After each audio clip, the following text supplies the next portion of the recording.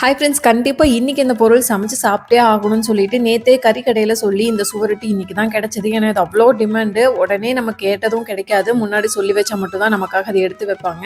இது என்னென்னா ஆட்டோட மண்ணீரல்னு சொல்லுவாங்க. ப்ரெக்னன்சி டைமில் வந்து ஹீமோகுளோபின் ரொம்ப லோவாக இருந்துச்சுன்னா ஒரு 3 வாரத்துக்குள்ளேயே கடகடான்னு இன்க்ரீஸ் பண்ணணும். கண்டிப்பாக இந்த ஒரு சுவரொட்டி சாப்பிட்டா மட்டும்தான் முடியும். இது வந்து க்ளீன் பண்ணுறது பார்த்திங்கன்னா மேலே இருக்கிற தோலை ஃபுல்லாக ரிமூவ் பண்ணி எடுத்துடணும். பிளட்டே வரக்கூடாது வெளியில். பிளட்டெல்லாம் வெளியில் வந்துருச்சுன்னா அதில் இருக்கிற சத்தெல்லாம் போயிடும். தீயில் அப்படியே லோ ஃப்ளேமில் ஒரு 3 நிமிஷம் நல்லா வாட்டி எடுத்துட்டோம் அப்படின்னா இந்த அளவுக்கு கெட்டியாகி அதோட ரத்தமெல்லாம் நல்லா உறைஞ்சிரும். கட் பண்ணால் கூட அந்த ரத்தம் வெளியிலே வராது. இப்போ சின்ன சின்ன பீஸாக கட் பண்ணிவிட்டு நம்ம எப்பவும் போல் தாளிக்க போகிறோம். ஸோ இந்த மெத்தடில் பண்ணால் மட்டும்தான் அதில் இருக்கிற சத்து ஃபுல்லாமே நம்மளுக்கு கிடைக்கும். இதுக்கு நான் ஒரு கைப்பிடி அளவு சின்ன வெங்காயத்தை இந்த மாதிரி ஃபைனாக சாப் பண்ணி எடுத்திருக்கேன். இனி எப்பவும் போல் தாளிச்சிக்கலாம்.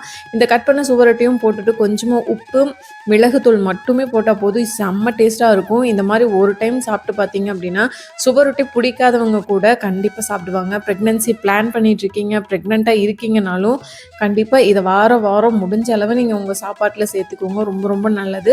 ஸோ பிடிச்சிருந்தா வீடியோவை லைக் பண்ணிவிட்டு ஃபாலோ பண்ணிக்கோங்க. டாட்டா.